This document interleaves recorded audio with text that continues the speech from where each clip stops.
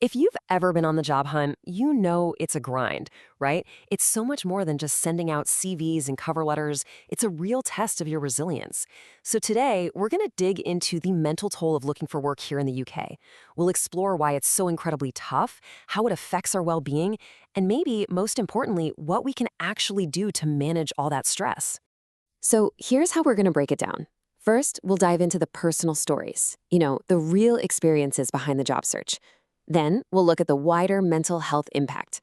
From there, we'll get into some really practical coping strategies. And we'll finish up by asking a pretty crucial question. What does good work actually look like? All right, before we get into any of the big numbers or the data, let's ground this in reality, because it's the human stories that really hit home. These are the often frustrating and frankly exhausting experiences of people trying to find a job across the UK right now. Just listen to this from Leah Savage. She's 24. After 6 months and sending out nearly 100 applications, you know how many interviews she got? 2. Just 2. Her words really capture that feeling, that demoralizing daily grind that so many people feel. Or how about David Weston's story?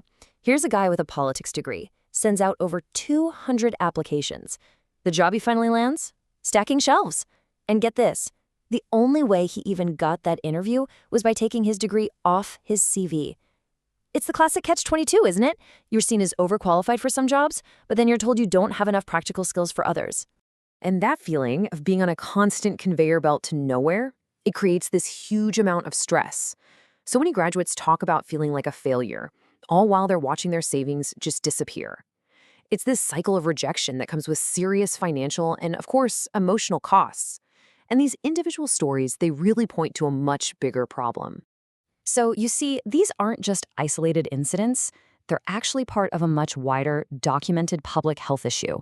The link between being out of work and your mental health, it's not just a hunch. The research on this is crystal clear. Okay, so here's a really crucial idea from the Health Foundation. They call it a bi-directional relationship. Basically, it's a feedback loop.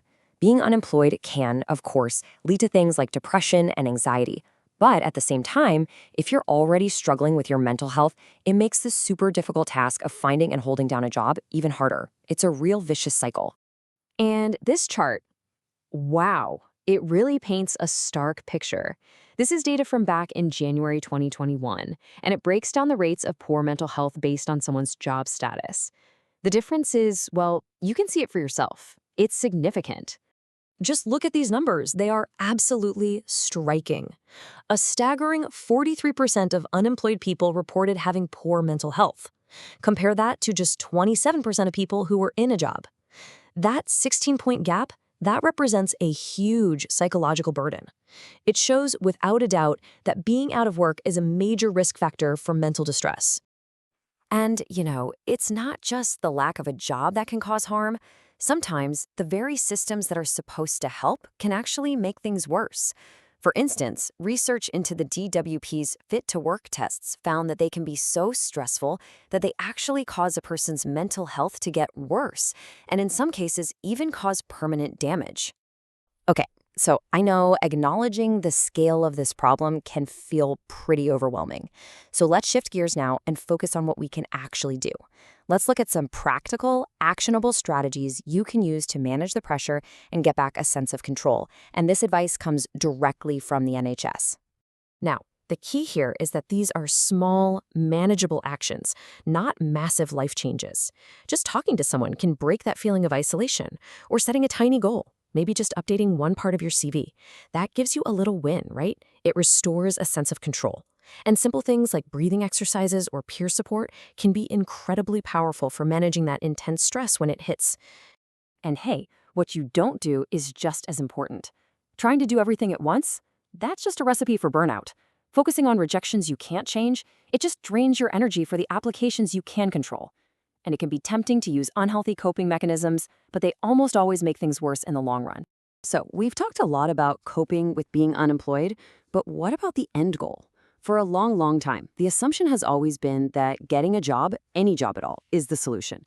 But you know what? Research is now starting to seriously challenge that idea. This is the big question, isn't it? It's what so many people face when they're just desperate for an income.